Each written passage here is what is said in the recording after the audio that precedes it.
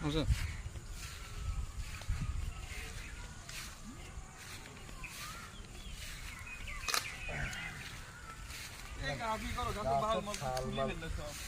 ঘটনা হচ্ছে কি চিন্তা ভাবনা করতেছি এই যে এই গাছটা কাটিয়ে বুঝছো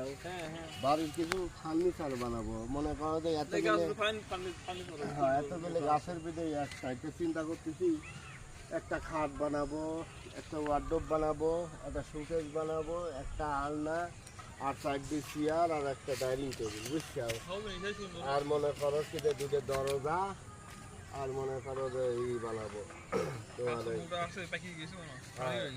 জানলা বানাবো বুঝছো তো চিন্তা করতেছি যে গাছটা লম্বা হয়েছে এত কিছু হবিনি আরো মনে কাঠ বাঁচছে